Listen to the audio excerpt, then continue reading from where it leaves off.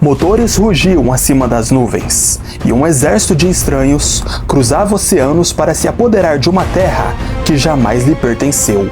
A superpotência americana ousou se impor sobre um Vietnã que, aos olhos do mundo, era frágil, periférico e subestimado, e encontraram o impensável.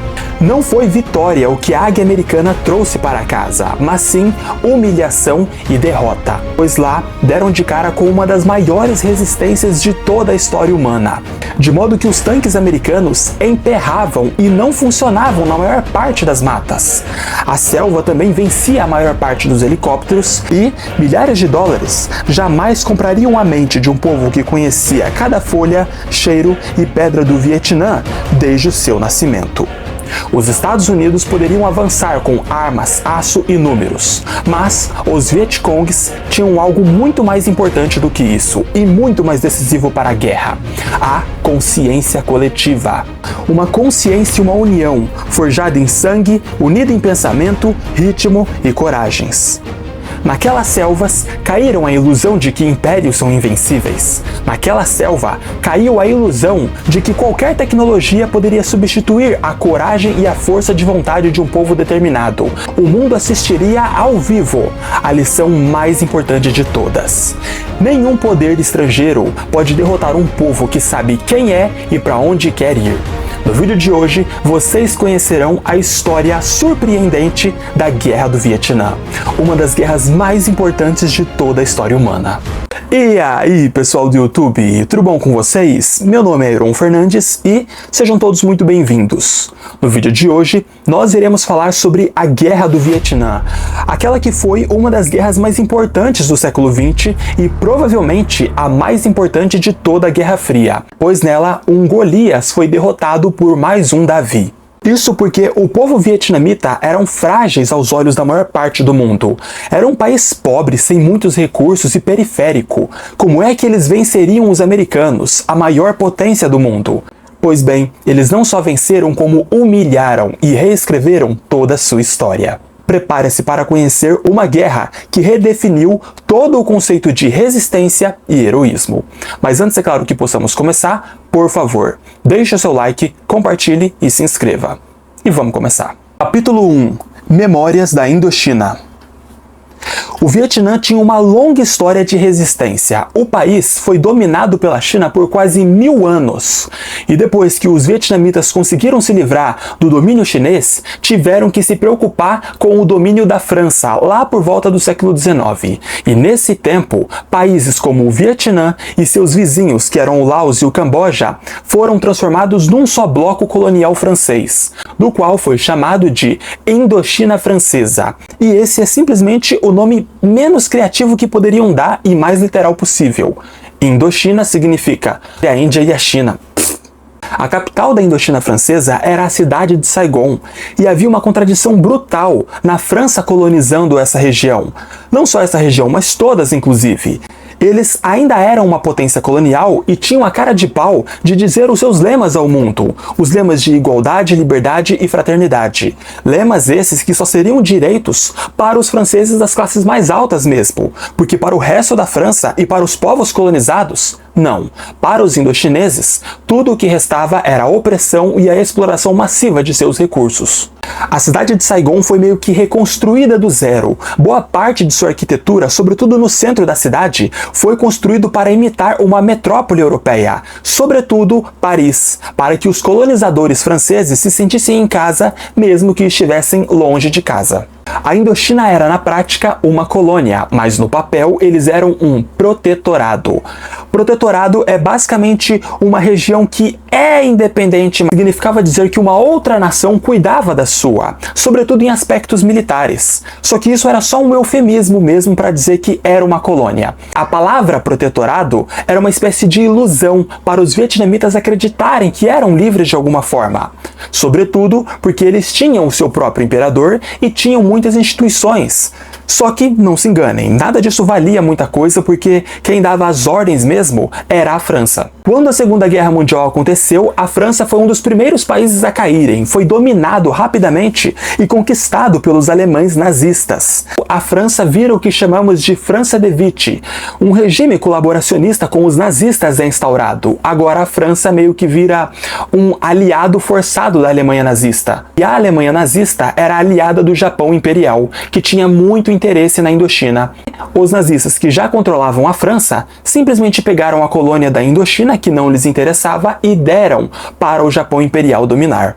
Agora, a Indochina francesa some e vai virar Indochina Imperial Japonesa. A capital será alterada, não é mais a cidade de Saigon, e sim a cidade de Hanoi. Dia 3 de fevereiro de 1930, seria fundado o Partido Comunista do Vietnã, por um homem chamado Ho Chi Minh. Eu sei que essa informação parece meio vaga e meio fora de contexto, mas já já vocês vão ver que ela vai ser muito importante. E por que o Japão Imperial queria a Indochina como sua colônia? O que tinha de interessante ali? Bom, além, é claro, do óbvio, que era então recursos, matéria-prima, ou então mão de obra escrava, além disso, que era o óbvio, que eles faziam com todas as colônias, inclusive fizeram com a Coreia uns anos antes, eles também tinham outras intenções com a Indochina. Por exemplo, sufocar a China economicamente. Na época, o Japão Imperial já estava em guerra contra a China desde 1937, e o objetivo deles aqui era cortar as ferrovias que serviam como rotas de abastecimento para a China.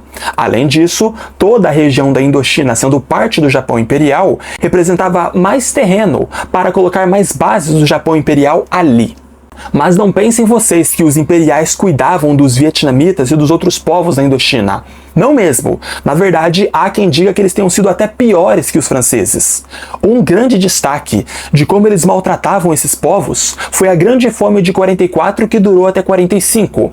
Nesse aspecto, eles obrigaram os vietnamitas a pararem de plantar o arroz, que é um cereal que assim era vital na dieta da população, e os obrigaram a plantar outras coisas, que era para servir de matéria-prima para sustentar a guerra. E isso matou 2 milhões de vietnamitas de fome. Há alguns anos antes, ali por volta de 1941, mas ainda sob o contexto de Segunda Guerra Mundial e Japão imperialista, o Ho Chi Minh, o cara que criou o Partido Comunista do Vietnã, criou o Viet Minh, que tinha um nome muito parecido, inclusive, com o dele, mas que era, na prática, um grupo de resistência armada. Era um grupo de homens e mulheres do Vietnã que agora se transformariam em soldados e que lutariam para a independência de seu país. O nome Viet Minh são siglas para esta palavra que você está vendo na tela, e que na prática significaria Liga pela Independência do Vietnã.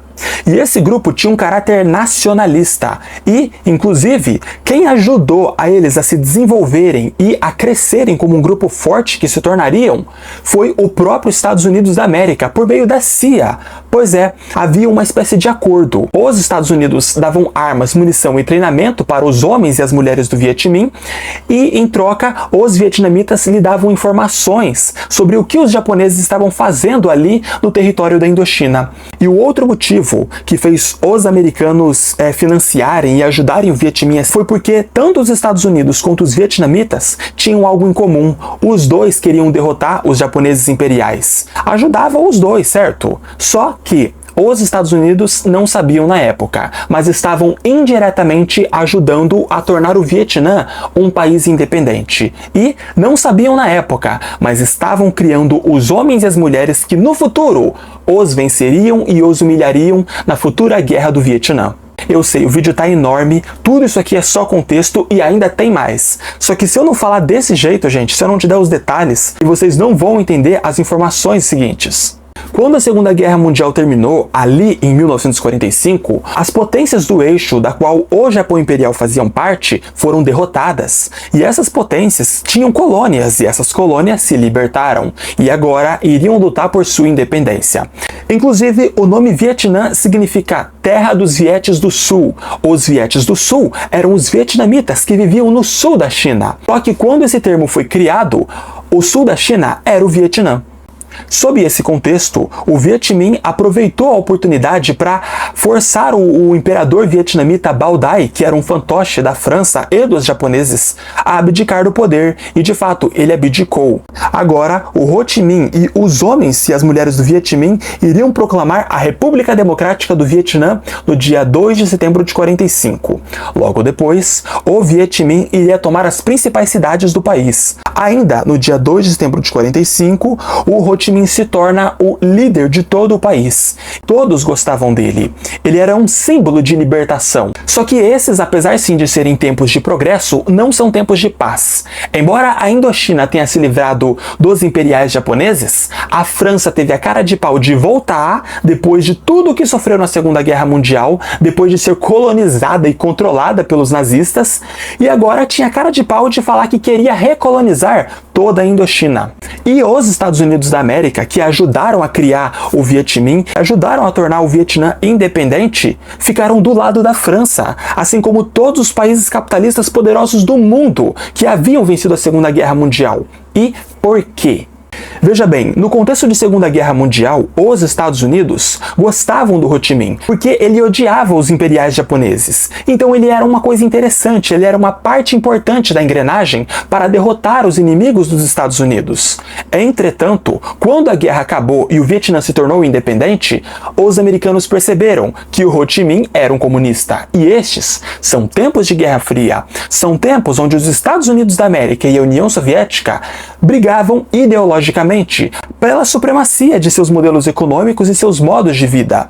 Ou seja, os americanos e a elite capitalista do mundo preferiam 1000 vezes que os vietnamitas fossem escravos de uma colônia francesa do que fossem pessoas livres escolhendo viver num modelo econômico alternativo.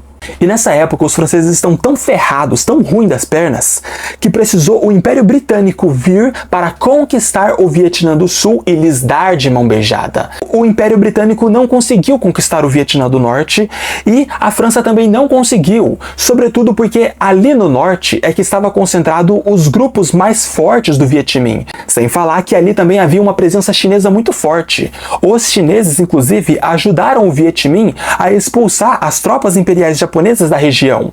E naquela época, a China ainda não havia passado pela sua revolução comunista. Mesmo assim, os chineses reconheceram o governo de Ho Chi Minh como legítimo. Então, o norte continuava livre, mas o sul, não. O sul era dos franceses. E parabéns para a China, porque se os chineses não tivessem ajudado e não tivessem servido de ponte entre a União Soviética e o Viet Minh, talvez o Viet Minh não tivesse conseguido fazer tudo o que fez. E todos os povos da Indochina odiaram a ideia. Ninguém quis saber dos franceses ali. Então agora a resposta é Primeira Guerra da Indochina. Agora os povos da Indochina vão se unir para lutar contra os franceses para garantirem a sua independência. Durante a Guerra da Indochina, o Viet Minh criou um complexo sistema subterrâneo de túneis em toda a Indochina, que passava do Laos, do Camboja, até o Vietnã do Sul e ao norte.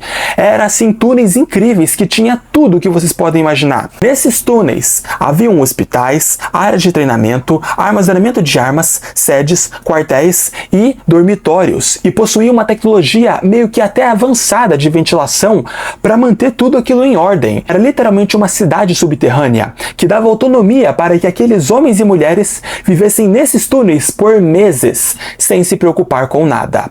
Esses túneis seriam muito importantes na Primeira Guerra da Indochina e, sobretudo, para os Vietcongues que vão lutar na Guerra do Vietnã. E assim, eu não sei se vocês já viram um pequeno país como o Vietnã acabando com a raça de uma potência europeia, mas foi exatamente o que aconteceu na Guerra da Indochina. Okay? Não querendo minimizar as ações militares do Camboja e do Laos, não, ok? Mas o Vietnã aqui foi central, foi decisivo. A batalha final da Indochina foi a Batalha de Dien Bien Phu, e a França foi alvo de várias emboscadas e de estratégias assim que eram geniais. Os franceses não só perderam essa guerra, mas eles foram humilhados, escorraçados, destruídos pelos vietnamitas, sobretudo os vietnamitas. Eles foram tão humilhados que mais de 2.000 franceses morreram nessas emboscadas. Em 1954, todos os países da antiga Indochina agora haviam vencido a França. e eram países livres. Vencer a França até tem a sua glória, mas naquele tempo não era tão foda assim. Sobretudo porque a França, depois do período napoleônico, virou um saco de pancadas da Europa. Perdia a maior parte das guerras que participava e, quando vencia, só vencia por um milagre mesmo. Nesse tempo, o Ho Chi Minh era o homem mais popular de todo o Vietnã. Ele era indiscutivelmente o homem assim mais foda, todo mundo gostava dele, sabe? E ele era um comunista, e isso representava uma ameaça para os Estados Unidos. Só que muito antes que ele se tornasse o maior revolucionário da história do Vietnã, ele foi um homem simples e que talvez só tenha se transformado no homem que ele foi para o Vietnã por conta do Brasil. É sério, gente, olhem essa história. O Ho Chi Minh esteve no Brasil em 1912. Naquele tempo, ele trabalhava num navio lá no Rio de Janeiro. Ele trabalhava como ajudante de cozinha e garçom. Entretanto, o mesmo acabou ficando doente e foi demitido pelos marinheiros do navio. Basicamente porque tinham medo de que ele espalhasse a doença que tinha e contaminasse outras pessoas. E foi morar em outra cidade do Rio de Janeiro, em Santa Teresa mais especificamente. E ele presenciou a Revolta da Chibata. Caso vocês não saibam, eu vou lhes dar um leve resumo. A Revolta da Chibata foi aquela revolta onde os marinheiros negros do Brasil protestaram contra o exército brasileiro e contra o governo, porque quando os marinheiros negros cometiam um erro, eram punidos com violência física. Isso num Brasil livre, num Brasil que não tinha mais escravidão. Isso por volta de 1912. Então os caras protestaram e com muita razão. E deu certo. Conseguiram respeito e dignidade. Agora os negros não seriam mais punidos com violência física quando cometessem um erro. Ho Chi Minh observou tudo isso e ele achou incrível. Vamos considerar que Ho Chi Minh se inspirou muito na luta popular brasileira, na Revolta da Chibata. Ou seja, o Brasil indiretamente ajudou a criar o maior revolucionário da história do Vietnã. O que, convenhamos, é legal pra caralho. Reza a lenda que Ho Chi Minh foi uma persona criada pelo homem que carregava esse título. Diziam que o nome dele era outro e ele colocou esse nome, ele mudou de nome. Ho Chi Minh significaria algo como o Iluminado. E dizem que o mesmo adaptou todo um visual para parecer mais velho. Velhice está associado à sabedoria. Enfim, sob todo esse contexto, o Ho Chi Minh se transformou no grande ícone do Vietnã e, na verdade, no grande ícone de toda a Indochina. E os Estados Unidos não queriam permitir que a Indochina se tornasse um país comunista. Ou melhor, que não se tornassem países comunistas. Nesse tempo, algumas forças golpistas do Vietnã do Sul, aliadas com forças dos Estados Unidos, instauraram uma ditadura no Vietnã do Sul e justificaram que isso foi feito na época porque os americanos e os sul-vietnamitas tinham feito uma espécie de plebiscito, de eleição democrática, da qual dependia da participação popular e que 98% do povo sul-vietnamita teria votado para que o Vietnã do Sul se tornasse um país independente. Ou seja, separado do norte. E isso é mentira. Isso é mentira e você nem precisa pesquisar muito para saber. Basicamente, o que os vietnamitas queriam era o mesmo que os coreanos e todos os outros povos que foram divididos na Guerra Fria. A unificação de seus países. Um só país para um só povo. E quando a França perdeu, houveram os chamados Acordos de Genebra, que diziam muita coisa, mas eu vou simplificar aqui em 3 pontos que são os mais importantes. Primeiro, o Vietnã seria dividido oficialmente e temporariamente no paralelo 17. A desculpa, para manter a paz. 2. O Vietnã do Norte vai ser dos comunistas e o Vietnã do Sul vai ser dos capitalistas. A mesma configuração geográfica e divisória que ocorreu na Coreia e em muitos outros países divididos pela Guerra Fria. 3. Em 1956, haveriam eleições, que então iriam definir 2 presidentes e depois haveria mais uma eleição para definir um presidente. Este presidente governaria todo o Vietnã e unificaria o país. E este governante iria escolher o modelo econômico que iria vigorar, o capitalismo dos Estados Unidos ou o comunismo da União Soviética. Porém, quem assinou esses acordos foram o Vietnã do Sul, a China, a União Soviética e a França, sei lá porque que estava aqui.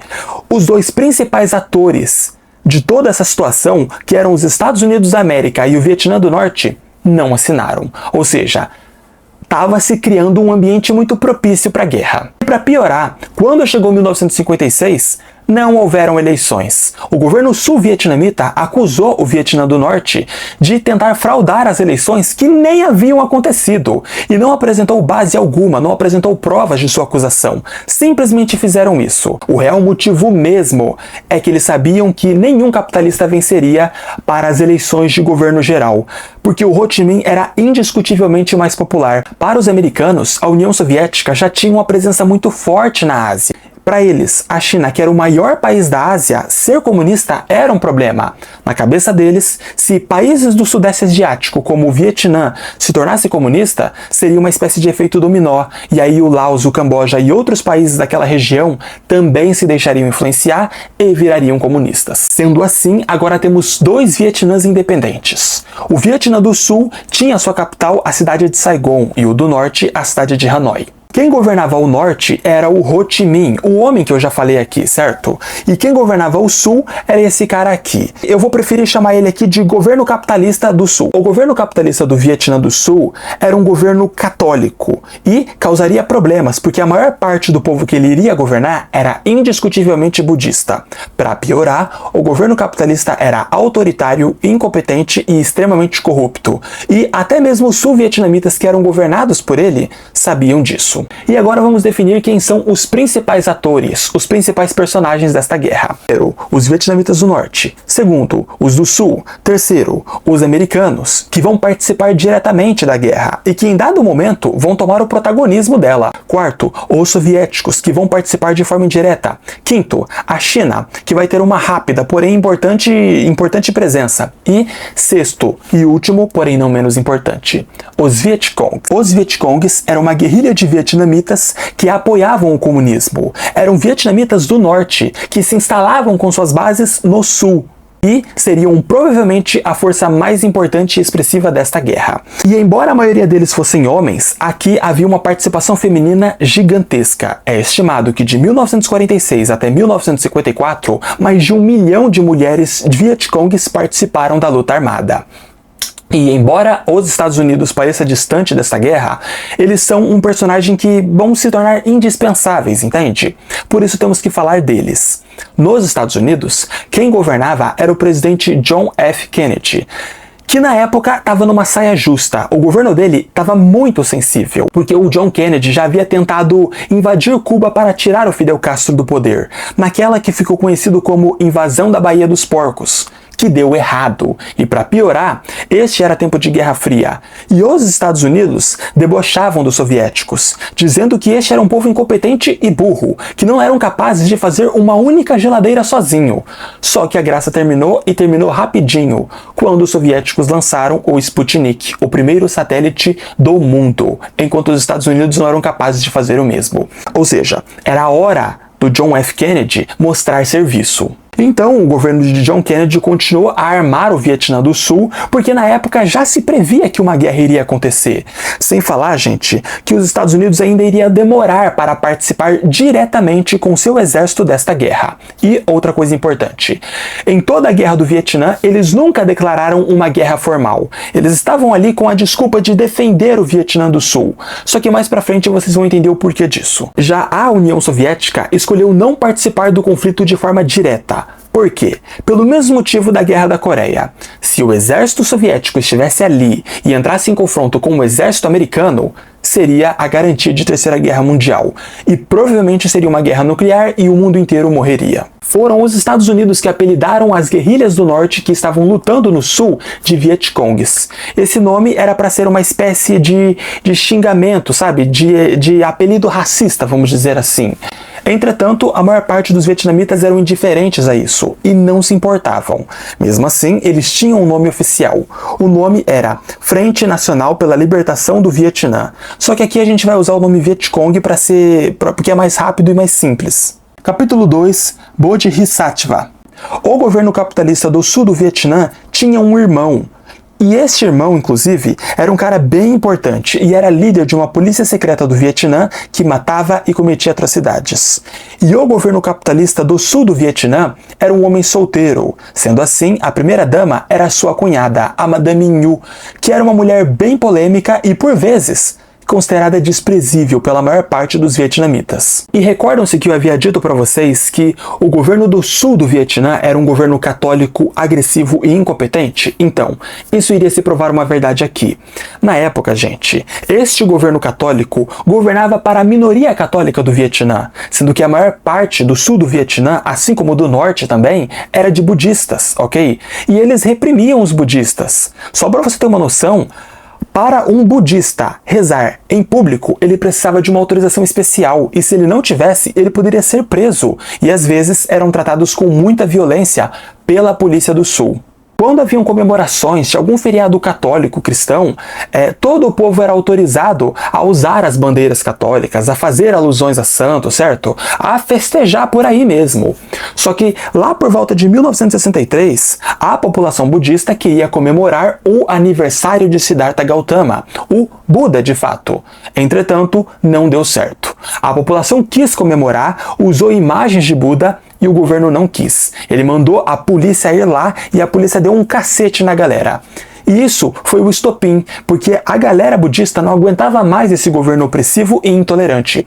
Houveram então manifestações bem violentas que foram reprimidos com muita violência. E foram reprimidos com tanta violência que 9 budistas foram mortos pela polícia, incluindo uma criança. Na época, o governo do sul chegou a acusar o governo do norte e dizer que foi o norte que havia feito tudo isso, quando na verdade quem fez toda a palhaçada foi o governo do sul sendo intolerante. E sob este contexto, foi tirado uma das fotos mais importantes de toda a história humana, a foto desse monge em chamas. Não foi a polícia que tacou fogo nele, mas a história da foto é emblemática. O nome dele era Thich Quang Tu. Ele era um monge budista da corrente Mahayana. Ele tinha 66 anos e era um ativista. O mesmo foi até o centro de Saigon, a capital do Vietnã do Sul, jogou um galão de gasolina no próprio corpo e ateou fogo em si mesmo. Morreu. Não me diga! E por quê? Bom, a lógica disso, gente, era que uma vida sacrificada poderia causar impacto, poderia causar choque, a ponto de causar mudanças políticas e salvar a vida de milhões de pessoas. E ele estava certo. A foto foi tirada por Malcolm Browne e essa foto rodou o planeta. O mundo inteiro ficou chocado e deu tanto impacto que enfraqueceu o governo do Sul de um jeito absurdo.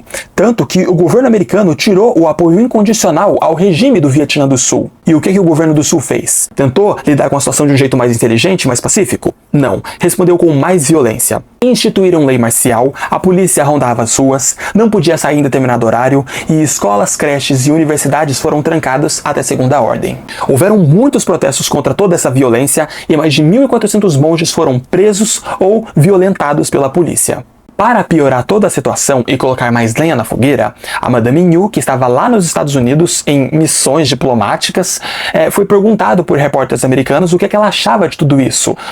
E ela basicamente deu a declaração mais infeliz possível e destruiu com o pouco do governo que restava. Ela disse que se os monges do Vietnã do Sul queriam pegar fogo, ela pessoalmente lhe daria os fósforos. Olha a cabeça da mulher. Isso acabou causando um enfurecimento no governo dos Estados Unidos, porque eles perceberam que não adiantava investir bilhões de dólares no governo sul-vietnamita, não adiantava dar tanques, armas, conselheiros, sabe? Não adiantava. Este era um governo extremamente incompetente, eram pessoas burras, no mínimo burras, para não dizer pior, e que não prezavam pela estabilidade de seu país e que ainda tinham a pachorra de querer fazer uma guerra contra o norte, que estava muito mais estável e unido do que eles. Capítulo 3 – A Guerra do Vietnã. Oficialmente, como consta nos livros de história, a guerra começa no dia 1º de novembro de 55, mas a verdade é que começou alguns dias antes, e ela começou porque as tropas dos Vietcongs mesmo, a guerrilha do Vietnã do Norte, começou a atacar as tropas do Sul, sobretudo no interior do país e em localidades rurais, e isso era um problema. Porque o Exército do Sul também não sabia lidar com as guerrilhas. A guerrilha é uma forma de combate pensada justamente para situações de desigualdade militar. Em vez de grandes batalhas, ela utiliza pequenos grupos de combatentes. Estes grupos realizam ataques rápidos e inesperados, e logo em seguida, recuam e fogem para evitar confronto direto. Eles também fazem uso de armadilhas, emboscadas e sabotagens, com o objetivo de desgastar o inimigo aos poucos.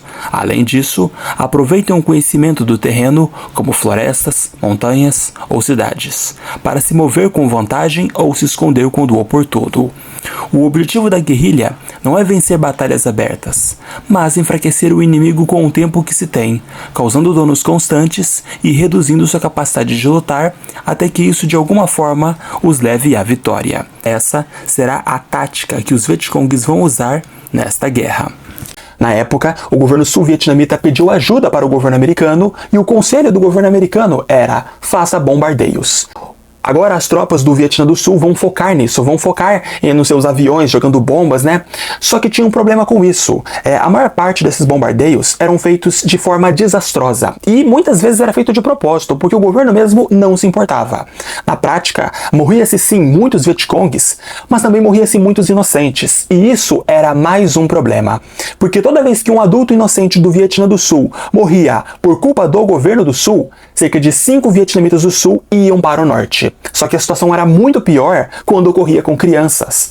Toda vez que uma criança morria no Vietnã do Sul por culpa dos bombardeios desastrosos do Sul, cerca de 10 adultos do Vietnã do Sul viravam Vietcongues. Olha isso, não ia só para o Vietnã do Norte, viravam soldados para lutar contra o Vietnã do Sul mesmo. Entende? Porque era um desrespeito, era uma falta de empatia gigantesca. Uma das primeiras batalhas da época foi a Batalha de Ap Bac. E nela, o exército do Sul tinha tudo para vencer. Eles tinham muito mais homens e, assim, tinham assistência de equipamentos que o Norte ainda não tinha. E equipamentos muito modernos. Eles tinham assistência de tanques, blindados, carros. Gente, tudo o que vocês imaginar. E eles conseguiram perder. Pois é. Como conseguiram? Bom, porque eram uns incompetentes, vamos dizer a verdade. Vietcong só tinha 1/5 dos homens que o Sul tinha disponível naquela batalha. E não tinha todos aqueles equipamentos modernos nessa batalha. E ainda assim conseguiram perder. E veja bem, eu não estou dizendo de maneira alguma que o Norte era um exército ferrado de camponeses que lutavam de zarabatanas. Não, ok? Eles tinham sim acesso a armas modernas. Só que frequentemente eles não iriam fazer uso delas. E isso só mostra que um lado é extremamente determinado e preocupado com toda a guerra. E o outro lado, assim, é totalmente incompetente e faz as coisas do jeito que quiser. Nesse tempo, a ajuda da União Soviética era concentrada em dar armas e munição, por conta daquele motivo que eu disse pra vocês, que se eles participassem diretamente, dava a Terceira Guerra Mundial, certo? E a China aparecia de vez em quando para dar um contingente de soldados ou outro. Logo no início da guerra, eles deram cerca de 300 mil soldados chineses para ajudar o Norte. Só que a maior parte desses homens não eram partes da linha de frente. A maioria deles eram engenheiros militares e gente da defesa aérea. E o presidente John F. Kennedy fica desesperado, porque as notícias não são animadoras. E, como eu disse a vocês, essa é a primeira guerra televisionada do mundo. Como é que ele vai explicar para o Congresso, mas sobretudo para o povo dos Estados Unidos, que eles estão investindo bilhões de dólares nesta guerra e ainda assim estão perdendo? Todas as informações que chegavam da guerra do Vietnã nos Estados Unidos antes passavam pelo NSC, que são as siglas que eu mesmo estou criando aqui para se referir ao Conselho de Segurança Nacional, que era o grande filtro político disso. Atuava como um órgão de controle de informações, com uma estrutura muito parecida, inclusive, com que os órgãos de inteligência de ditaduras funcionam. E veja bem que irônico, no país que se julgava os donos da liberdade, os reis do mundo livre. Esse órgão precisava controlar as informações porque, dependendo das informações que chegasse no ouvido da população americana, poderia garantir a estabilidade ou a instabilidade do país. E se o povo americano soubesse que estavam fracassando, mesmo investindo bilhões de dólares e mesmo perdendo vidas americanas a todo minuto, como de fato estava acontecendo e iria continuar no futuro, bom, o povo tiraria o apoio da guerra e ela terminaria. Por isso, era vital que o INSC, que era uma parte ali do Pentágono, controlasse as informações. Só que, infelizmente, essas informações, assim, às vezes, sobretudo as piores, davam um jeito de engambelar o sistema e chegar nos ouvidos do povo americano. E isso era um problema, porque como é que o americano médio vai acreditar na palavra do governo se de repente ele ganha uma notícia assustadora de que os Estados Unidos tomaram um pau, ou de que tropas do sul perderam, sabe? Não dava. Por isso, os americanos, cientes de que não podiam controlar a verdade como eles queriam, começaram a maquiar a verdade, vamos dizer assim. Eles começaram a adotar um novo parâmetro do que era uma vitória. Começaram a considerar vitória quando eles matavam muito mais do que o outro lado da guerra. E, frequentemente, eles matavam mais. Sendo assim, eles teriam mais vitórias. Mas veja bem, isso é um parâmetro que não existe. Pode muito bem perder mais soldados e vencer a guerra. Guerras são sobretudo vencidas a partir do conceito de resistência. Um ótimo exemplo disso é o que houve na Coreia. Os norte-coreanos tinham tudo para serem erradicados da face da terra, e mesmo assim conseguiram resistir às agressões da maior potência do mundo. Isto é vitória, isto é resistência. Para se ligue nessa história absurda. Certa vez, o secretário de segurança, o Robert McNamara, que era uma das figuras mais importantes dessa guerra, percebeu que as tropas do sul do Vietnã estavam muito desanimadas, porque mesmo tendo muito mais armas e mais condições de vencer a guerra, eles frequentemente fracassavam. Então, ele foi participar de um comício numa instalação, numa base americana no sul do Vietnã.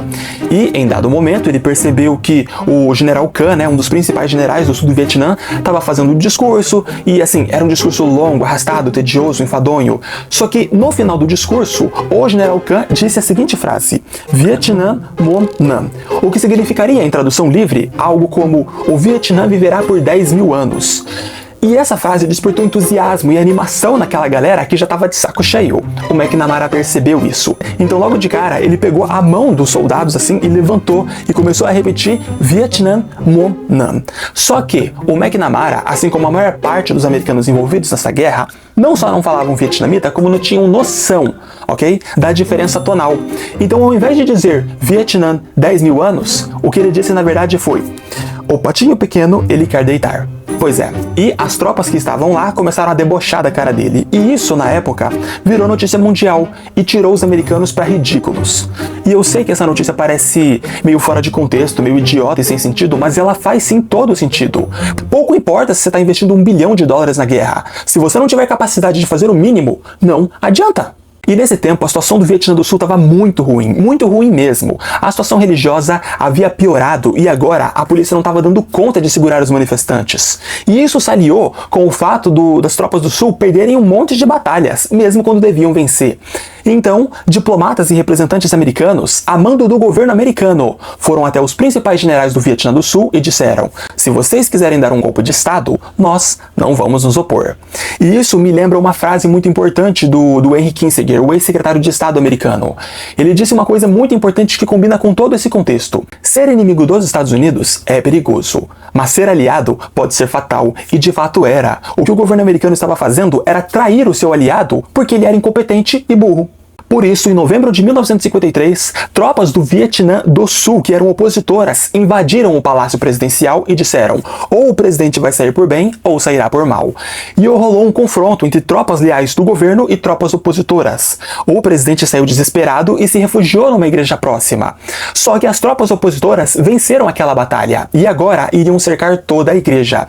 Nisso, o presidente sabia que não tinha para onde correr, então ele disse basicamente que ele se entregaria e abdicaria do poder desde que ele ficasse vivo e que ele recebesse uma passagem aérea em segurança para fora do país. E o exército opositor aceitou. Entretanto, quando o cara entrou no tanque que era para ser escoltado até o aeroporto mais próximo, ele foi assassinado por um dos homens.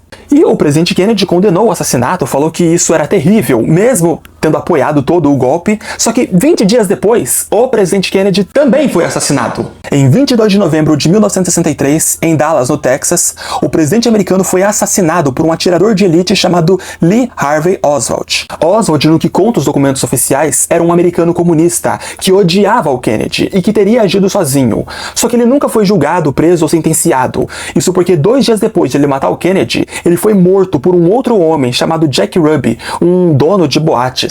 Assim, a história é muito esquisita e levanta teorias e respostas e perguntas até os dias de hoje. O governo americano nunca esclareceu. Ou seja, olha a situação. Num único mês, o presidente americano tinha morrido. Num único mês, o presidente sul-vietnamita também havia morrido. E dava pra ficar pior? Dava. E ficou muito pior. Ficou pior porque agora um monte de militares do Vietnã do Sul iriam assumir a presidência do Vietnã do Sul. E eles eram tão incompetentes quanto o último governo. E quem assumiu a presidência do governo americano foi o vice de John Kennedy. O nome dele era Lyndon Johnson, que por sinal tinha uma base um pouco mais sólida e menos sensível do que o Kennedy. Sobretudo porque o mesmo, na época, havia dado mais direitos para a população afro-americana, que, adivinha, seria uma das principais que iria fazer parte desta guerra. E inicialmente, o Lyndon Johnson dizia que não via muito sentido em participar dessa guerra. Porque era uma coisa muito parecida com a situação da Coreia. Por que que a gente vai investir bilhões de dólares, sabe? Para mudar a percepção, a opinião de um povo que já quer o comunismo, sabe? Para ele não fazia sentido, pelo menos até o momento. Capítulo 4. O incidente no Golfo de Tonkin. Este incidente foi basicamente, segundo declara o governo americano, um momento onde tropas Vietcongues em lanchas simplesmente atacaram um destroyer americano que estava ali dando sopa. Destroyer americano, para quem não sabe, é um navio de guerra. Isso fez com que o presidente Lyndon Johnson mudasse radicalmente de opinião e entrasse para a guerra. Não de forma oficial, mas entrou para a guerra. Entretanto, já na época, o presidente do Vietnã do Norte esclareceu que isso não aconteceu e que foi uma mentira criada pelos americanos participar da guerra com o apoio de sua população, que agora se sentiu atacada. Por isso, em março de 1965, os americanos chegaram de montes no Vietnã do Sul, e chegaram tão à vontade que nem se deram ao trabalho de comunicarem o governo local, simplesmente chegaram. Na época, os americanos descobriram a chamada Trilha de Ho Chi Minh, que era uma trilha por onde se passava suprimentos e armas e soldados. Uma trilha gigantesca que atravessava todos os países da Indochina, e que inclusive levava muitos soldados vietcongues do norte para o sul. Os americanos começaram a bombardear massivamente essa trilha, sobretudo a sua parte no Laos, e bombardearam tanto, mas tanto o Laos, que o Laos se tornou o país mais bombardeado da história, com 2 milhões de toneladas de bombas. Olha isso! Até os dias de hoje, partes da economia do país está vinculada nessas bombas, na galera vendendo partes de bombas por dólares, entendeu? E até os dias de hoje tem incidentes. De vez em quando uma bomba ou outra estoura e mata pessoas no Laos. Só que os americanos não conseguiam destruir essa trilha, mesmo bombardeando constantemente. Por quê? Porque a resistência dos vietnamitas do norte era muito grande. Os americanos destruíam uma ponte hoje, daqui uma semana a ponte estava de volta. E aí destruía de novo, destruía, reconstruía, e o governo americano começou a se irritar com essa situação. Por isso, as táticas do governo americano começaram a ficar cada vez mais radicais, cada vez mais ultrajantes e covardes. E o governo americano influenciou com que o governo do Sul ficasse com a mesma postura, mesmo que matasse civis, sem saber que isso, no final, seria uma das principais coisas que os condenaria. Naquele tempo, o povo dos Estados Unidos estava com a autoestima lá em cima, uma autoestima estratosférica. E muitos estavam assim porque os Estados Unidos não só venceram a Segunda Guerra Mundial da qual participaram, mas com isso se tornaram a principal potência do mundo, o país mais forte econômica e militarmente. A vida da galera estava muito boa, certo? Eles consideravam que o exército americano era competente o suficiente para participar de qualquer guerra, em qualquer país, sob qualquer contexto, e eles naturalmente venceriam. Só que isso não é verdade. E a Guerra do Vietnã seria o grande exemplo disso. Então vamos falar das principais dificuldades dos Estados Unidos na Guerra do Vietnã. Primeiro de tudo, os americanos, assim como os sul-vietnamitas, não sabiam lidar com as guerrilhas, ok? Os americanos sabiam lidar com um exército lutando de frente a frente, no contexto urbano, em cidades e metrópoles. Guerrilhas, não. Sobretudo porque as guerrilhas, como eu disse inicialmente, eram feitas por homens e mulheres que, assim, usavam roupas de civis, não eram soldados, entende? Não tinham uma imagem do que era o inimigo. Além do mais, esses homens atacavam de surpresa e desapareciam no meio do mato. E faziam um monte de armadilhas, sobretudo nas matas. Gente, era um tal de americano cair em fundo falso e ser morto por lanças, ou de um bambu simplesmente ser disparado na cara dos caras. E assim, era uma coisa absurda. Eram coisas que tinham uma imagem de primitivo e atrasado, mas ao mesmo tempo dava muito certo. 2. O terreno e o clima eram problemáticos. Como eu disse, os americanos lutavam muito bem no contexto urbano, mas não em matas fechadas, úmidas e chuvosas. E o Vietnã era assim. E também era muito calor. Era um clima muito parecido, inclusive, com o da Amazônia brasileira. Os americanos não sabiam lidar com isso. Sem falar que ainda tinham as chamadas doenças tropicais, como dengue ou malária. Tudo isso era um problema, que os americanos não só não estavam acostumados, como não sabiam como lidar. Sem falar que as matas fechadas impediam com que os blindados entrassem, e carros também. Então a dificuldade de se locomover era muito grande. 3. Os túneis e a trilha Ho Chi Minh. Os americanos poderiam bombardear todo o norte do Vietnã e certamente matariam muitas pessoas. Só que isso não impedia com que os Vietcongues e o exército do Vietnã do Norte passasse, entende? O fluxo de armas e suprimentos não era interrompido, porque eles estavam debaixo da terra. 4. Falta de apoio popular. Como eu disse, naquele tempo, as mensagens, as informações da guerra chegavam na TV e frequentemente destoavam do governo, mesmo com ele tentando controlar com os seus órgãos de censura. 5. Limitações políticas. Diferentemente do que houve na Guerra da Coreia, a União Soviética apareceu aqui para dizer, vocês não vão invadir o norte do país, entendeu? Os americanos até invadiram, mas não plenamente por medo das ameaças soviéticas, por medo de que desse numa terceira guerra mundial. E, sexto, último, porém não menos importante, eles subestimaram o inimigo. Os Estados Unidos levavam a sério países como a Alemanha nazista, ou então o Japão imperial, ou então a União Soviética. Para eles, o Vietnã não era um país como esse, não era um país poderoso. Era um país pobre, periférico, com gente atrasada, como eles mesmos diziam na época.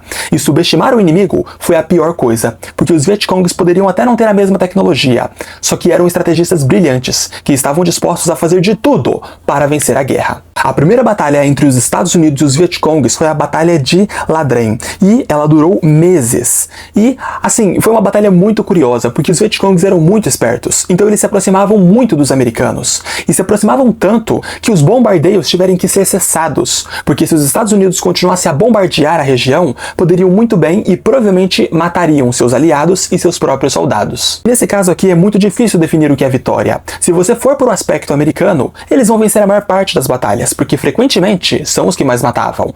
Só que mesmo assim, quem saía com a moral, tanto no norte quanto no sul, eram os Vietcongs, que de alguma forma pareciam sempre estar 10 passos à frente dos americanos. Na época, os americanos literalmente vão assumir o protagonismo da guerra. Vai deixar de ser Vietnã do Sul contra Vietnã do Norte para ser Estados Unidos versus Vietnã do Norte. Vietcong. De nós vocês riram, cuspiram desprezo, nos deram um nome achando que era peso. Lá fora são aço, império, muralha e motor. Na terra dos Vietes serão alvo, silêncio e pavor. Não há tanque que caminhe sobre floresta em pé, nem governo estrangeiro que compre o que a alma é. Corações e mentes não se tomam com invasão.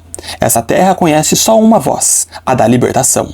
Não nos encontrarão com flechas ou zarabatanas, mas com aço nas mãos e coragem que não se engana. Punhos firmes, olhos vivos e aço nas mãos, a casa erguidas por um povo que flama em combustão. Vocês vieram mandar, vieram dominar. Nós nascemos aqui e aqui vamos ficar. Viva o Vietnã, terra que não se rende à opressão. Viva a Frente de Libertação Nacional do Vietnã. Capítulo 5. Os meios da guerra. Na metade do conflito, o presidente Lyndon Johnson mandou mais 30 mil homens para a guerra do Vietnã, ok? Dos quais muitos eram afro-americanos. E na guerra, se descobriu um dado muito curioso. Na época, morria-se 3 vezes mais homens negros na guerra do Vietnã do que os brancos. E isso é muito curioso, porque na época, a população afro-americana correspondia a apenas 13% de toda a população americana. Ou seja, alguma coisa estava acontecendo. Será que é porque os americanos eram o país mais racista do mundo já na época? Será que os superiores não ligavam muito para a vida dos negros? Ou será que os negros eram frequentemente postos em missões de alto risco, enquanto a maioria dos brancos eram poupados? Sabe, isso é muito foda, sabe? A desigualdade racial dos mortos na guerra só nos mostra mais um dado de como o país era racista. E um dado muito importante é que se você pesquisar essa guerra no Google Imagens, você vai ver uma série de imagens de helicópteros, e não jatos. Usavam mais helicópteros. Por quê? Por conta do terreno. Para você colocar um jato em uma situação de guerra, você precisa ter aeroportos, você precisa ter pista de pouso. Já helicópteros eram muito mais capazes de entrar na mata fechada e saírem. E de vez em quando, esses helicópteros e esses jatos eram abatidos, e os pilotos eram não só pegos pelos vietnamitas do norte, como também eram frequentemente torturados. E os vietnamitas do norte não tinham pudor algum. Eles simplesmente faziam isso e falavam na cara dura que faziam. E por quê? Será que eles não tinham medo de uma retaliação americana? Então, na verdade não. Por quê? Porque os americanos nunca declararam guerra formal. Sendo assim, os homens que eram pegos não eram prisioneiros de guerra, não tinham direitos políticos, eram só interpretados como criminosos, e por isso os vietnamitas poderiam lidar com eles como quisessem. Mas surge mais uma vez essa pergunta: por que é que os americanos nunca declararam guerra oficial contra o Vietnã do Norte? Qual era o problema em dizer que isso era uma guerra? Era por uma questão de sobrevivência. Mas vamos nos aprofundar para que vocês entendam melhor isso.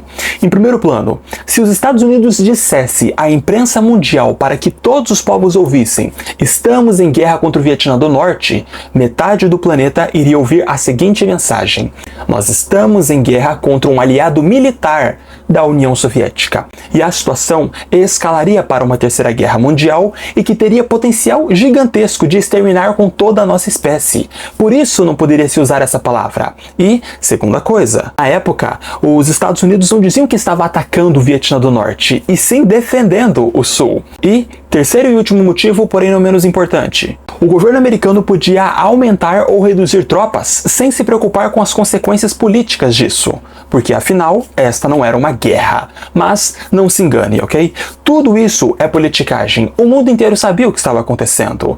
Era, de fato, uma guerra. E, nesse tempo, os americanos patrocinaram e fizeram tantas atrocidades, sobretudo no Vietnã do Norte, sobretudo com civis procurando os Vietcongs, que as pessoas começaram a ficar nervosas e irritadas. Ninguém mais queria eles ali. De modo que muitos civis que nem participavam da guerra começaram a ajudar os Vietcongs, e isso não poderia continuar. Então, os americanos começaram um processo de controle de danos, higienização de sua imagem, entre aspas. Eles construíram então hospitais, deram energia elétrica e deram até tratamento médico para as populações atingidas pela guerra, sobretudo àqueles que foram atingidos pelos bombardeios dos Estados Unidos. E isso deu certo? Bom, ajudou. Estabilizou a imagem deles de certa forma. Sobretudo porque, na época, os vietnamitas do norte começaram a fazer uma série de bombardeios. E alguns deles acabaram dando errado e matando uma galera que não era pra morrer, como civis. Só que desde que eu comecei esse vídeo, vocês têm ouvido incessantemente eu dando uma moral gigantesca para os vietnamitas do norte, sobretudo para os Vietcongs. E vamos ser sinceros, os caras mereciam. Quem é que consegue bater de frente com a maior potência do mundo e não só sobreviver, mas vencer? E isso tudo, gente, ocorria por conta de uma estratégia do norte, chamada Luta de Todos os Povos. A partir do princípio que todos os habitantes do norte poderiam e deveriam fazer parte desta guerra, inclusive civis, sobretudo crianças, como por exemplo, de dia servindo como espiões e informantes e repassando aos Vietcongs, e de noite se transformando em simples civis, como se nada tivesse acontecido. Dado o momento, todos contribuiriam para o esforço de guerra. Todos se tornavam apenas civis em momentos oportunos ou soldados. Esses esforços coletivos incluíam tarefas fundamentais, como plantar e produzir alimentos para sustentar os combatentes, além, é claro, de manter mobilização constante da sociedade para garantir a continuidade da luta. Uma das coisas mais interessantes dessa estratégia é que ela poderia usar a população a seu favor, como por exemplo, inflar as massas a fazer protestos e greves em momentos oportunos, para atrapalhar as operações militares e de logística dos Estados Unidos. A estratégia ainda envolvia o uso intensivo de guerrilhas, sobretudo porque não havia outra opção. O confronto direto significaria aniquilação, já que os Estados Unidos eram muito superiores ao Vietnã do Norte na questão militar e econômica, como infelizmente é até os dias de hoje. E eu digo infelizmente porque os Estados Unidos nunca pararam de fazer guerras. Essa estratégia foi fundamental e ela só deu certo por conta do apoio incondicional da população vietnamita. Essa estratégia deu certo contra os franceses, contra os japoneses, contra os franceses de novo e no final deu certo contra os americanos. Capítulo 6. A Ofensiva Tet. As ofensivas Tet foram uma espécie de ofensiva surpresa que os Vietcongs e os vietnamitas do norte fizeram contra os Estados Unidos. Então eles começaram a atacar as 36 cidades que ficavam ao redor de Saigon. A data escolhida para o assalto, vamos dizer assim, foi o Ano Novo Lunar, que lá é chamado de Tet. A operação começou na madrugada do dia 30 de janeiro de 1968, com 84 mil soldados do Vietnã do Norte atacando essas cidades. E eles tinham um acordo de paz com os Estados Unidos nesse dia. Então os americanos não desconfiaram. Os vietnamitas do norte quebraram o acordo na cara dura. E os americanos, como não foram atacados diretamente, inicialmente acharam que todos os estrondos que estavam escutando eram fogos de artifício. Só que perceberam, né? Cadê os fogos? Só tem o barulho? Então viram que era um ataque. E eles foram pra lá e assim, conseguiram defender as cidades muito bem. Como eu disse pra vocês, no contexto urbano, os americanos podiam usar tudo o que eles tinham e aí eles eram imbatíveis. Na época, o Vietnã do Norte invadiu a sede da Rádio Nacional do Vietnã e lá tinham a intenção de espalhar uma mensagem que fizesse com que todos os vietnamitas do Sul se unissem a eles na guerra contra o imperialismo, como eles mesmos chamavam.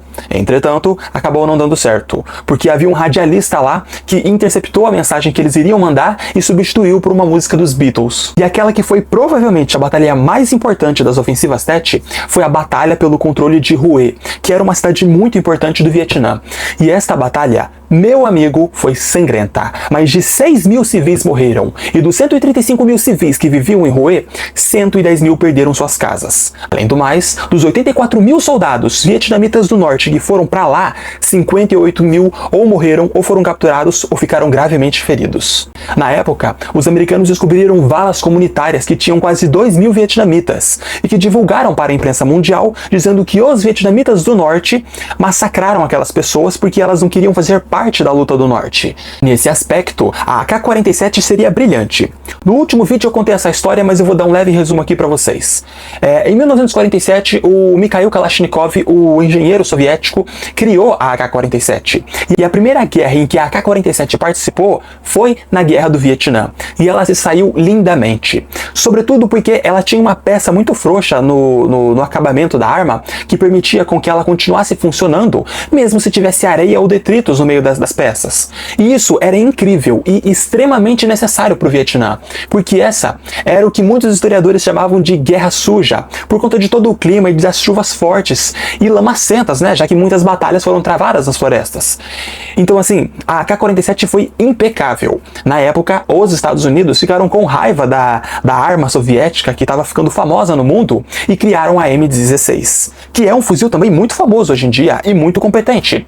Só que na época, deu tudo errado. Isso porque a M16 começava a travar e emperrar. Ela não aceitava detritos como a AK-47 e, enfim, os americanos passaram muita vergonha. E, inclusive, muitos historiadores acham que esse foi um dos motivos para os Estados Unidos perderem a guerra. Então foram os Estados Unidos que venceram a ofensiva do Tet? Olha, é difícil dizer, porque sim, os vietnamitas do norte perderam muito, mas muito mais homens, não dá nem pra comparar.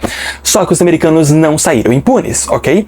E eu nem falo de vidas perdidas, eu falo de fotos que foram tirados de tudo o que aconteceu. Como por exemplo, essa foto aqui que vocês estão vendo é basicamente o que? É a polícia do Vietnã do Sul carregando o Vietcong capturado nas ofensivas do Tet. E ele está sendo levado para ser interrogado pelo chefe da polícia. Corta para a segunda foto e o chefe da polícia simplesmente dá um tiro de revólver na cabeça do cara em plena luz do dia, com uma tranquilidade assustadora, como se estivesse, sabe, jogando futebol, tomando um iogurte, vendo os pássaros na praça, sabe? E essa foto, gente, ela foi brutal. Ela serviu para minar ainda mais a reputação dos americanos nesta guerra. Isso com que o mundo e a população dos Estados Unidos questionasse sobre que tipo de atrocidade estava acontecendo ali e por que os americanos continuavam a patrocinar um regime tão brutal. Capítulo 7. Estados Unidos em crise. E esse foi um tempo terrível para os Estados Unidos. Primeiro de tudo, os americanos ficaram chocados com as fotos e rolaram protestos. Muitos queriam que aquilo acabasse. 2. Lyndon Johnson, o presidente americano, sai e não se reelege. E na época era muito mais fácil e cômodo que ele continuasse, porque ele já era o presidente que estava lá, já sabia o que estava acontecendo, sabe? Mas não, ele não quis e aí teve que fazer novas eleições no meio de uma guerra, gastou-se tempo, perdeu-se mais dinheiro para entrar um novo cara, para terem que explicar tudo do zero, para que aí o cara começasse a tomar as ordens. 3. Pode até parecer absurdo, mas o senador Robert Kennedy, irmão do presidente John F. Kennedy que havia assassinado, também morreu e também foi a tiros. 4. Martin Luther King, um dos homens mais importantes de toda a história dos Estados Unidos, um ícone na luta da igualdade racial, foi morto. E esse foi um tempo muito complicado para os Estados Unidos em relação aos afro-americanos. Porque veja bem, muitos dos homens que lutavam e morriam nesta guerra do Vietnã eram afro-americanos. Agora imagine que você seja uma pessoa negra e vá lutar nesta guerra e você volte para o seu país depois para ser tratado como um cidadão de segunda classe. Era exatamente o que estava acontecendo. Então protestos começaram a ficar cada vez mais intensos. Para piorar, naquele ano, o lutador de boxe mais famoso do mundo e acho que o mais famoso da história, o afro-americano Muhammad Ali, foi chamado para a guerra e ele se recusou. Na época, a imprensa americana o abordou, tentando saber por que ele recusou. Suas palavras: "Não tenho nenhum motivo para participar desta guerra. Sobretudo, porque nunca, nenhum vietnamita já me chamou de crioulo." Olha isso. O cara não só se posicionava contra a guerra, sendo uma das maiores celebridades daquele tempo, como ainda denunciava o racismo. Sem falar que naquela época ocorreu uma coisa inédita que nunca havia acontecido antes nos Estados Unidos. Soldados que haviam participado desta guerra estavam voltando e estavam sendo integrados em movimentos que pediam o fim da guerra enquanto ela acontecia. Isso nunca havia acontecido. Outra coisa que chamou muita atenção também naquela época é que muitos soldados estavam irritados, sabe? Eles voltavam fraturados, tanto da cabeça quanto fisicamente, né? E assim, uma medalha vazia não reparava nada. Muitos, inclusive, ainda ganhavam uma pensão miserável que, primeiro, não era o suficiente para sustentá-los e, segundo, não reparava nenhum dano, nenhum trauma que tinham sofrido na guerra. Sem falar que alguns ainda voltavam com problemas com drogas. Muitos, inclusive, faziam uso de substâncias como heroína e maconha para aguentar aquele inferno que era a Guerra do Vietnã. Em um ato simbólico, em um desses protestos, um esquadrão com vários veteranos pegaram suas medalhas e começaram a jogar na Casa Branca. O que como um gesto de indignação mesmo, mostrando que eles estavam irritados. E que aquela medalha, aquele pedaço de metal, não era nada para eles, não significava nada. Para piorar para o governo americano, este também foi o auge do movimento hippie, que pedia paz e amor. O que tinha acontecido é que os Estados Unidos já tinham perdido esta guerra. Eles sabiam, mas continuavam porque tinham medo do que o mundo ia pensar. Mas por que eles já tinham perdido, se a guerra ainda ia rolar? Bom, primeiro, perderam o apoio de sua própria população. 2. Não tinham um objetivo claro. Os generais falavam que tinham que conter o comunismo, mas o que é isso na prática? É matar os comunistas? É conquistar a capital do Vietnã do Norte? O que é isso? Ninguém sabia. Terceiro motivo, diferentemente do que ocorreu na Coreia do Sul, mesmo investindo bilhões de dólares, eles nunca conseguiram conquistar a opinião pública, a opinião do Vietnã a respeito do comunismo. E olha que eles investiram dinheiro, viu? Quarto, nem mesmo a população americana acreditava no próprio governo. Os relatórios iam sempre maquiados, sempre estranhos. Se tinha uma falsa sensação de progresso, mesmo entre as tropas americanas que lá lutavam. E quinto, a ofensiva Tet mostrou o óbvio. Diferentemente do que os Estados Unidos gostavam de dizer, esta guerra ainda ia durar mais um pouco. E lá por volta de 1968, começaram as negociações de paz. E começaram a dar briga antes mesmo de começar. Pois é, os representantes de 5 nações, que são o Vietnã do Sul, o do Norte, a União Soviética, a China e os Estados Unidos, começaram a brigar. Os caras começaram a brigar porque ninguém queria sentar perto de ninguém. A solução foi dada pelos soviéticos sentar-se numa mesa redonda, porque os caras queriam sair na mão mesmo. E, em 1969, o presidente americano republicano Richard Nixon é eleito. E ele é eleito com a promessa de terminar com esta guerra. Entretanto, em abril de 69, mais de 500 mil soldados americanos ainda lutavam nesta guerra e não tinham previsão alguma de voltar. E para piorar, em 1969 ocorreu uma tragédia com o Vietnã do Norte. O Ho Chi Minh, o famoso líder do Vietnã, morreu por problemas cardíacos. Agora, quem iria substituir ele era Le Duan, que era o homem mais próximo de Ho Chi Minh e que se tornou o secretário-geral do Partido Comunista e assumia a presidência do país. O cara também era amplamente respeitado. Capítulo 8, o massacre de My Lai. Esse mesmo ano, em 69, o mundo ficou sabendo do massacre de My Lai. Por volta de março de 68, um pelotão americano, composto por 169 homens, foram até o vilarejo de My Lai. As denúncias é de que lá haviam Vietcongs escondidos e que supostamente estavam tramando alguma coisa. Eles foram lá, não encontraram ninguém. O pelotão que lá estava havia perdido 28 homens na semana passada, por conta de estratégias dos Vietcongs, incluindo um general que eles gostavam muito. Os caras estavam irritados, aí rolou uma briga verbal entre a população e os homens, e aí houve uma briga física entre a população desarmada e os americanos irritados e mais do que armados. O resultado poderia ser o pior, né? O pelotão que estava lá matou, torturou e ainda atirou fogo nas casas. É estimado que pelo menos 504 vietnamitas do norte foram assassinados. E aqui um dado ainda mais sombrio. Todas as mulheres que foram mortas nesse massacre antes foram estupradas, sem exceção. Dizem inclusive que na época a situação só não foi pior porque um americano que estava dirigindo um helicóptero e que tinha um pequeno contingente de homens, pousou naquela área e ameaçou os caras, dizendo que se eles não parassem, ele, os seus homens e o seu helicóptero ia reduzir todos ali a cinzas. E ninguém sabe como a informação chegou nos Estados Unidos. Mais uma vez o NSC se provou ridiculamente incapaz de controlar a informação, mas o que se sabe é que, chegou, chocou todo mundo e haviam fotos terríveis. E essa notícia, ela começou a ser maquiada porque o governo ficou desesperado. Ela não foi anunciada como o massacre de My Lai feito pelos Estados Unidos. Claro que não. Ela foi anunciada como as tragédias de grandes proporções em My Lai.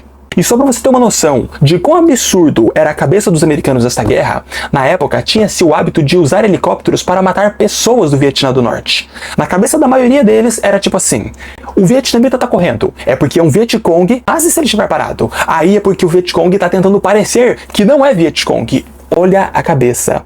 Os caras simplesmente estavam matando à vontade. Não havia esse padrão para identificar alguém. Nada. Simplesmente matava quem estava na frente. Isso, gente, cativava o ódio da população norte-vietnamita pelos americanos.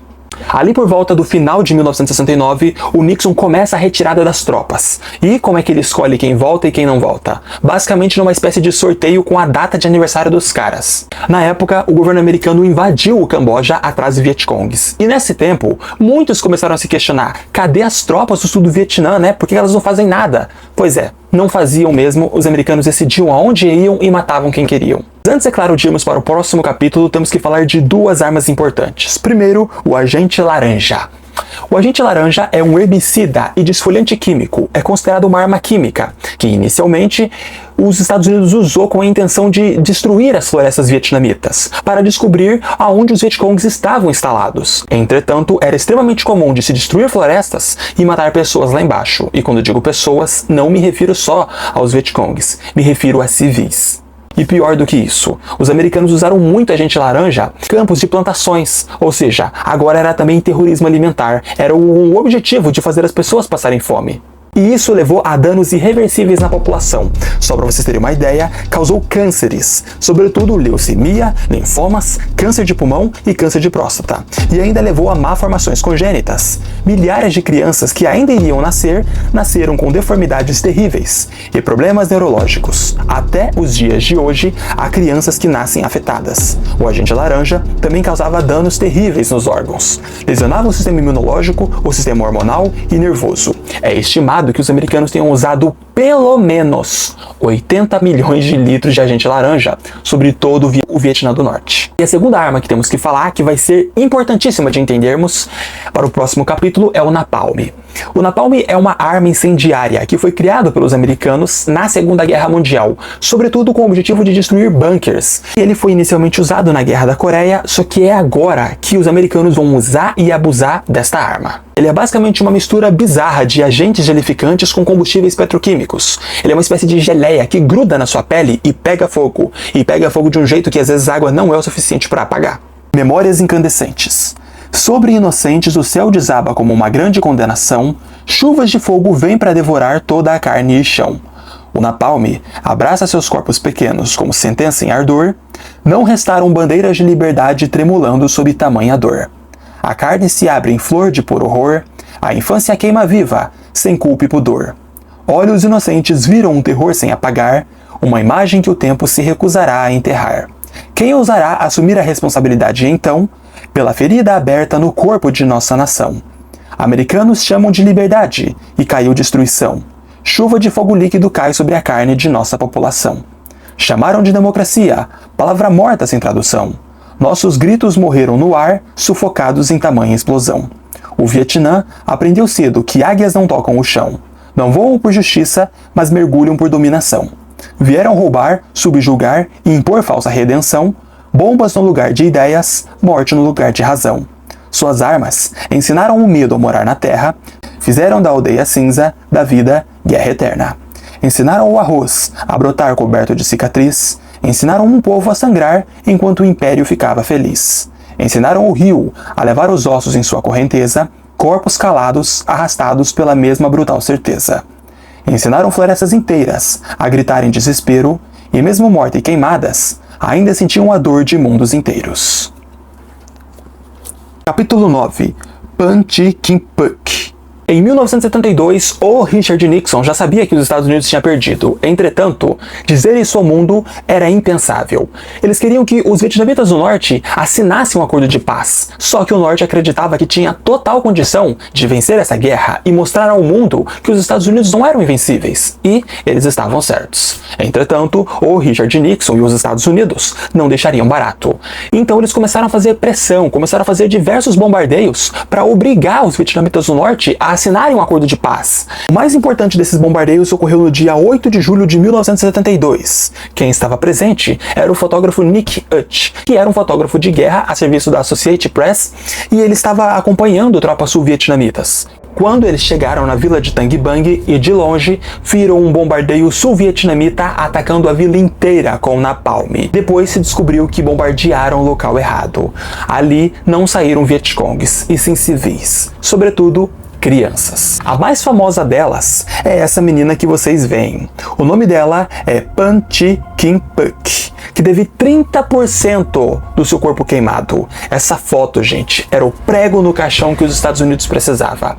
Depois dela, nem os americanos mais patriotas acreditavam que eles poderiam vencer a guerra, porque o mundo inteiro ficou chocado. Uma coisa era você ver adultos sendo assassinados de forma brutal, o que era chocante. Agora, ver crianças passando por isso, aí era outra história. Aí ninguém queria compactuar. A foto foi intitulada O Terror da Guerra, e o Nick Hutch ganhou o prêmio Pulitzer por ela.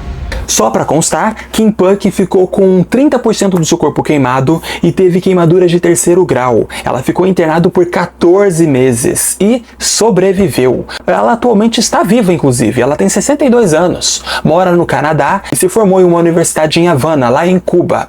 Virou escritora, participou de filmes, participou de palestras, dá palestras inclusive, tem documentários dela, já vi um inclusive, bem legal. Ela também fundou uma organização que ajuda crianças que são vítimas de guerra. E ela é basicamente a embaixadora da boa vontade da Unesco. Transformou toda a sua dor em uma coisa boa e em um projeto pela paz. Um ótimo exemplo de ser humano, com certeza. Capítulo 10. O fim da guerra.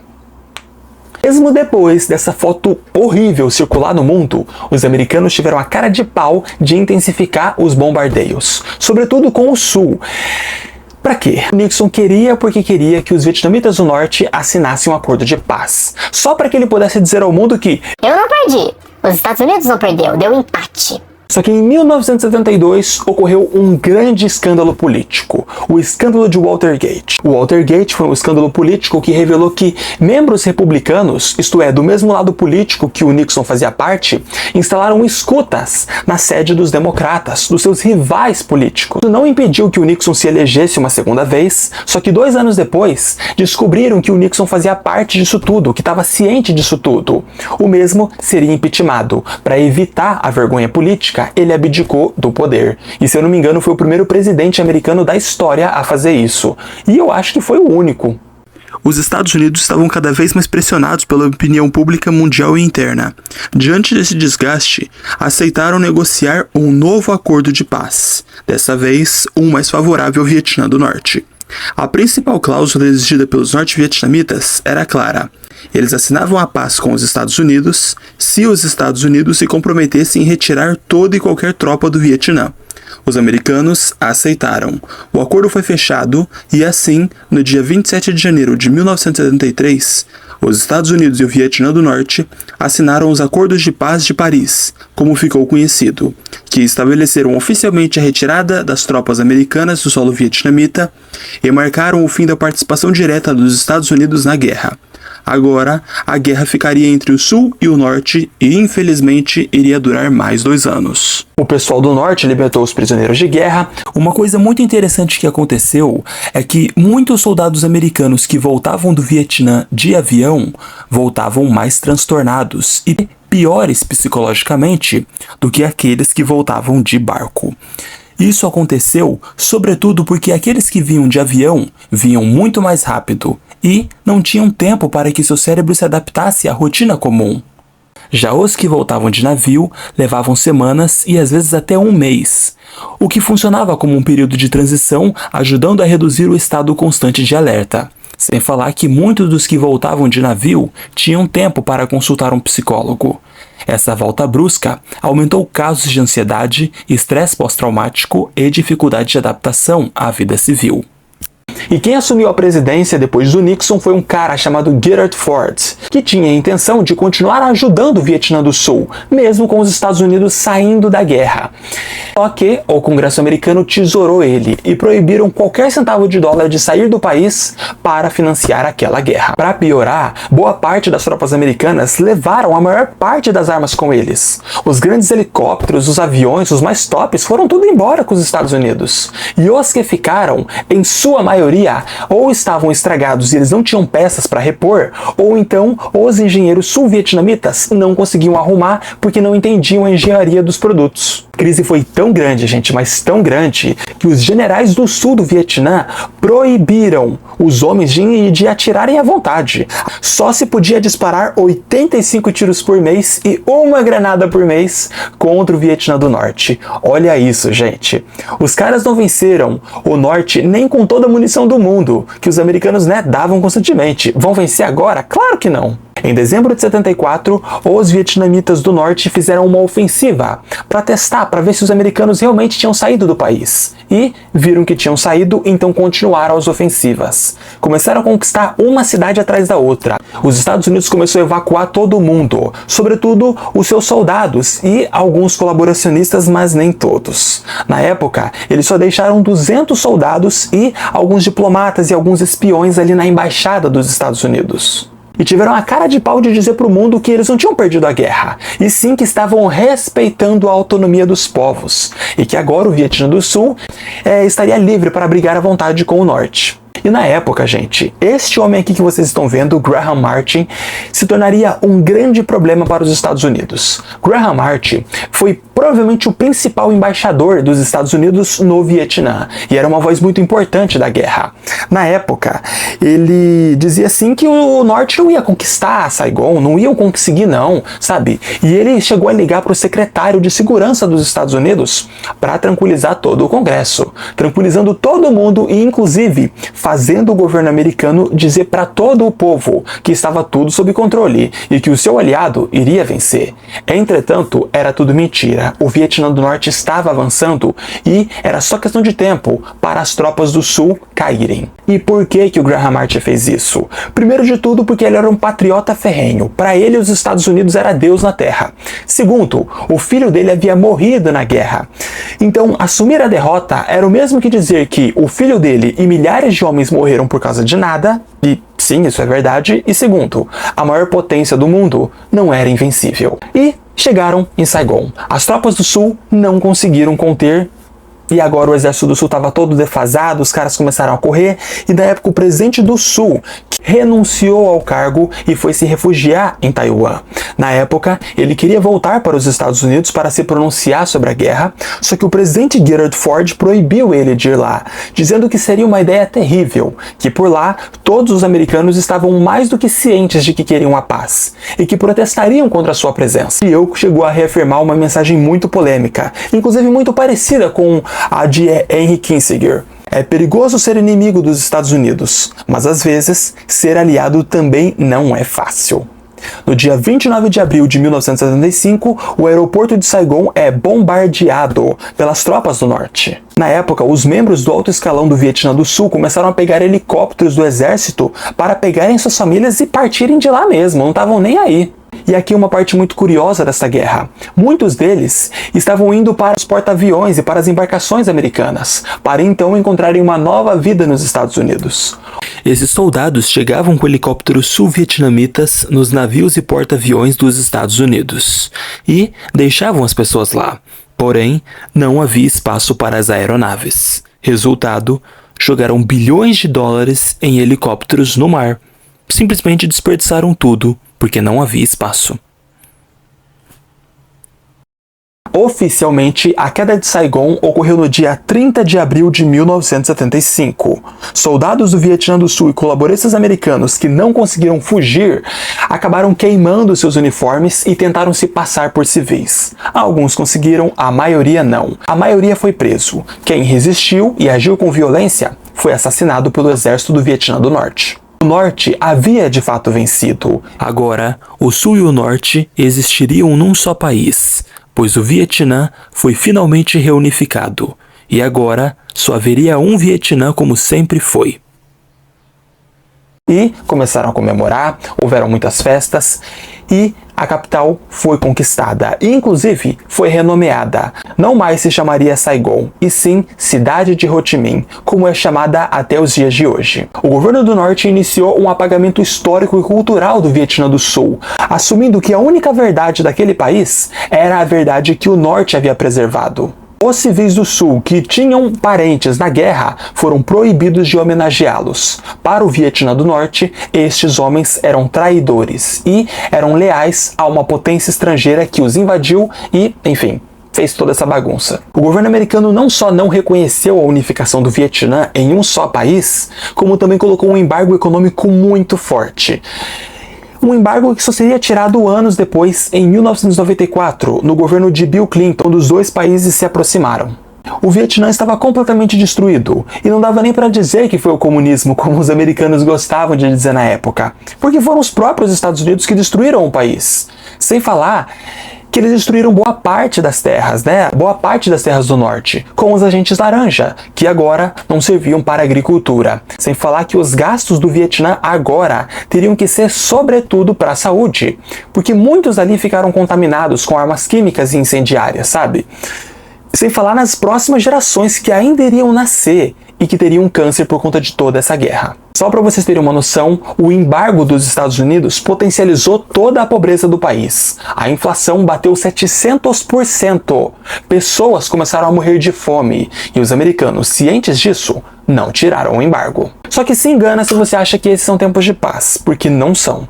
Em 1978, as tropas do Vietnã invadiram o Camboja, porque o Camboja havia instaurado um regime comunista extremamente agressivo, e o Vietnã achou que podia fazer algo a respeito. Só que a China era aliada do Camboja, e não gostaram. Em 1979, mais de 85 mil chineses invadiram o Vietnã do Norte. E aí resultou na Guerra Sino-Vietnamita, uma guerra entre a China e o Vietnã do Norte. Ou melhor, o Vietnã, As tropas do Vietnã foram retiradas e a guerra acabou. Só que serviu para a propaganda americana, para os Estados Unidos dizerem que os países comunistas não se davam, porque o comunismo era uma ideologia caótica. Quase como se potências capitalistas não fizessem guerras entre elas até os dias de hoje.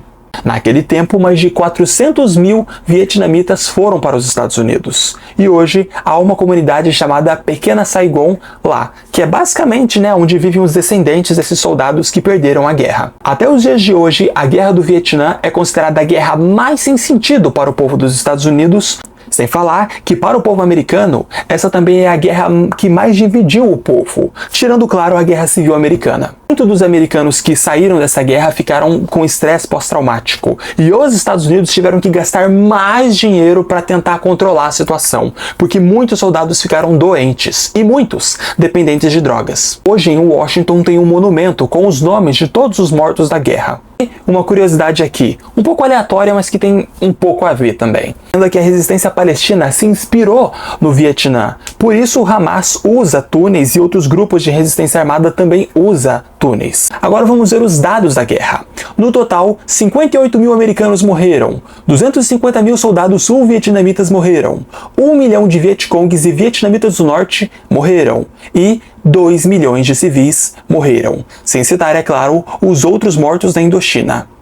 E o custo para o Vietnã é inestimável. Ninguém tem ideia de quanto isso custou para o país. Porque aqui não é só no dano material. Não são só casas, prédios, vilarejos inteiros que foram destruídos. São terras que foram contaminadas, são vidas que foram perdidas para sempre.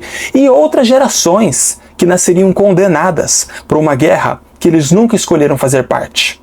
E, dessa vez, não teve como o governo dizer que deu empate, como ocorreu na Guerra da Coreia. Não. Os americanos perderam uma guerra, ok? E perderam com força, porque não restou Vietnã do Sul, restou um só Vietnã. É literalmente ver um gigante perdendo para uma formiga. Enfim, pessoal, esse daqui foi o vídeo de hoje, eu espero que vocês tenham curtido. Gente, deu um trabalhão fazer esse vídeo, Foi muito difícil mesmo, então, por favor, se você gostou, entendeu, se divertiu, ou se isso aqui te ajudou de alguma forma, por favor, deixe o seu like, compartilhe e se inscreva. Fazendo isso, você me ajuda e me mantém animado para fazer vídeos novos. Esse foi o vídeo de hoje, pessoal. Até mais, é nóis e fui!